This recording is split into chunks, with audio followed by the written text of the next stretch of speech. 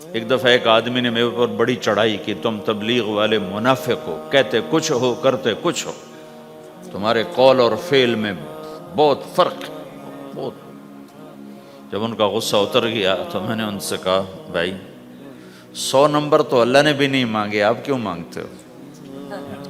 اللہ نے کہا ہے فمن ثقلت موازینہ، جس کی نیکیاں بڑھ جائیں گی گناہ تھوڑے ہوں گے تو پاس کر دوں گا۔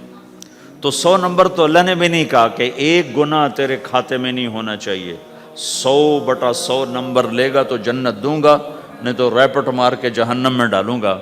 تو 100 نمبر تو اللہ بھی نہیں مانگتا، اسے پتہ ہے میرا بندہ کمزور ہے، کبھی گناہ کرے گا کبھی نیکی کرے گا۔ تو وہ کہتا ہے جس کے پاس 51 نیکیاں ہوئیں اور 50 گناہ ہوئے تولوں گا تو 51 جھک جائیں گے نا، 50 معاف۔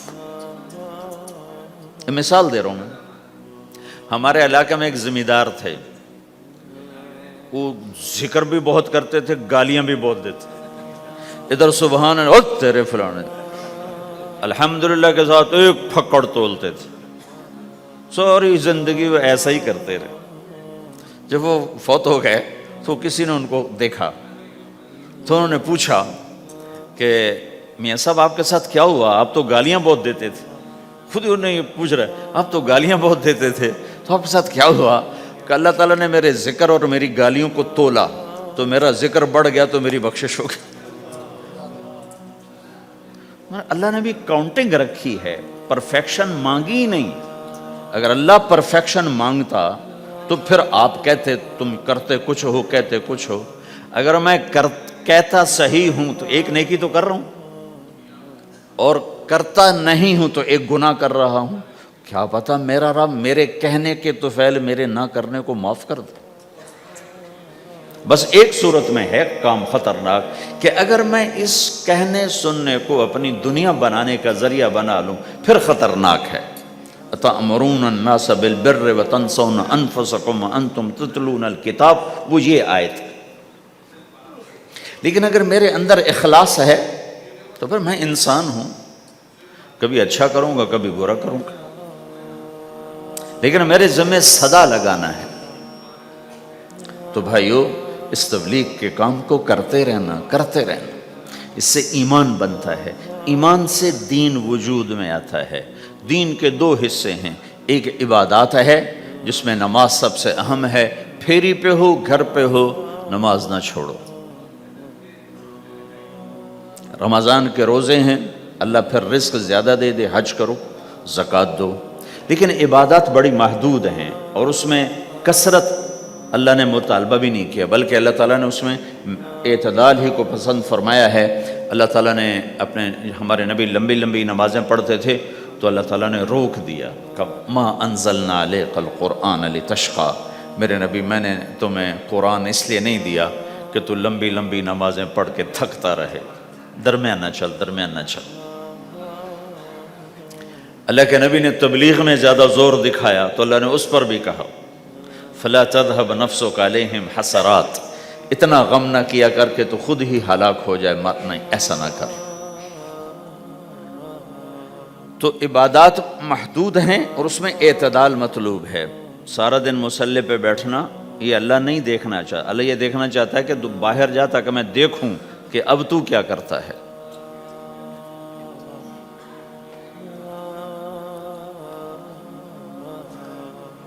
دوسرا حصہ اس کا اخلاقیات ہیں، آپس کی معاشرت ہے۔ دین جو اثر انداز ہوتا ہے وہ معاشرت سے اثر انداز ہوتا ہے، عبادت سے نہیں، عبادات سے نہیں۔ عبادت تو مسجد کے اندر ہے یا مصلی پر گھر کے اندر ہے، روزہ اندر کی چیز ہے، حج بیت اللہ میں ہے، زکوٰۃ مسلمان کو دی جاتی ہے۔ تو دنیا میں دین پھیلنے کے لیے اور اپنوں کو دین کے قریب کرنے کے لیے جو سب سے بڑا عمل ہے وہ بھائیو اچھے اخلاق ہے۔ یہ دوسرا حصہ میں آج بیان کرنا چاہتا ہوں۔ اللہ کے نبی نے فرمایا ایو عُرَى الاسلام اوثق، مجھے بتاؤ اسلام کا سب سے مضبوط عمل کیا ہے؟ تو صحابہ نے کہا الجہاد، یا رسول اللہ جہاد۔ اسلام کا سب سے مضبوط عمل کیا ہے؟ صحابہ نے کہا جہاد، تو آپ نے کہا وَحَسَنٌ وَمَا هُوَ بِهِ، ہاں جہاد بہت اچھا عمل ہے لیکن سب سے بڑا عمل نہیں ہے، سب سے مضبوط عمل نہیں ہے۔ ان نے کہا جی الصلاۃ، نماز، تو ہم نے کہا ہاں وَحَسَنَةٌ وَمَا هِيَ بِهَا، نماز بھی بہت اچھی چیز ہے لیکن وہ نہیں جو میں پوچھ رہا ہوں، سب سے اعلیٰ، سب سے اوپر، سب سے مضبوط نہیں۔ تو انہوں نے کہا جی الحج، حج، تو آپ نے کہا حج بھی بہت اچھا عمل ہے لیکن وہ نہیں جو میں نے پوچھا ہے۔ پھر صحابہ نے کہا جی روزہ، آپ کا روزہ بھی بہت اچھا ہے لیکن وہ نہیں جو میں نے پوچھا ہے۔ تو پھر صحابہ نے کہا یا رسول اللہ پھر آپ ہی بتائیں، ہمیں تو نہیں پتا۔ تو ہمارے نبی عبادات سے اوپر لا رہے ہیں، اپنے ساتھیوں کو عبادات پہ قائم کر دیا۔ ہر آدمی نمازی بن چکا ہے، ہر آدمی روزے دار بن چکا ہے، ہر آدمی مالدار زکوٰۃ دینے والا بن چکا ہے، اور ہر آدمی حج کا جذبہ پیدا کر چکا ہے۔ اب آپ ان کو اخلاق پہ لانا چاہتے ہیں، چونکہ اسلام کی تکمیل اخلاق سے ہے۔ اسلام کو تشبیہ دی گئی ہے گھر کے ساتھ، بنی الاسلام علی خمس، تو بنیا کا لفظ عمارت پر بولا جاتا ہے۔ تو اسلام کی بنیاد میں ہے کلمہ، نماز، روزہ، حج، زکوٰۃ۔ اگر اس مسجد کی بنیادیں بھر دی جائیں تو اس کو مسجد تو نہیں کہیں گے نا، ہاں جی بنیادیں ڈال دی ہیں، چھت ڈالنی ہے، جب چھت پڑے گی تو پھر یہ مسجد کہلائے گی۔ تو اسلام کی بنیاد قائم ہو چکی تھی، اب آپ چھت ڈالنا چاہتے تھے۔ چھت کیا ہے؟ وہ اچھے اخلاق ہیں، تو اب آپ ان کو اوپر لا رہے ہیں، اوپر لا رہے ہیں۔ تو آپ نے جب پوچھا تو انہوں نے وہی کہا جو انہوں نے ابھی سیکھا تھا، نماز، روزہ، جہاد، حج، لیکن آپ نے سب کی نفی کر دی، نہیں یہ بھی نہیں، یہ بھی نہیں، یہ بھی نہیں، یہ بھی نہیں۔ کہا اچھا یا رسول اللہ آپ بتائیں، تو آپ نے فرمایا ان اوثق عر الاسلام الحب للہ والبغض للہ، اسلام کا سب سے مضبوط عمل وہ آپس میں اللہ کے لیے محبت کرنا ہے۔ اسلام کا سب سے مضبوط عمل وہ آپس میں اللہ کے لیے محبت کرنا ہے۔ اسلام کا سب سے مضبوط عمل وہ محبت ہے، اللہ کے لیے بغض ہے، اللہ کے لیے محبت ہے، یہ اسلام کا سب سے مضبوط عمل ہے۔ تو بھائیو، یہ چھوٹا سا معاشرہ اسلامی بن جائے، اس کے لیے بنیاد میں نے پہلے بتا دی، اب چھت بتا رہا ہوں، وہ ہیں اچھے اخلاق۔ اللہ تعالیٰ نے جب ہمارے نبی نے نماز لمبی پڑھی تو اللہ نے کہا درمیانی پڑھو، میں نے ابھی بتایا۔ تبلیغ میں دکھ زیادہ جھیلا تو اللہ نے کہا درمیانہ چلو۔ لیکن جب اللہ کے نبی نے اخلاق بلند کیے، اخلاق، تو اس پر بھی اللہ تعالیٰ فرماتا میرے نبی ذرا اتنا نرم نہ ہو، تھوڑا سا سختی دکھا، آنکھیں دکھا، تھوڑا شوں شاں کر ہیں۔ تو میرے رب نے کیا کہا؟ واہ، میرے رب نے آپ کے اخلاق کی جیسی تعریف کی ہے، آپ کے کسی عمل کی ایسی تعریف نہیں کی۔ نماز کو کہا معتدل، اعتدال، دعوت کو کہا اعتدال، اور اخلاق کو کیا کہا؟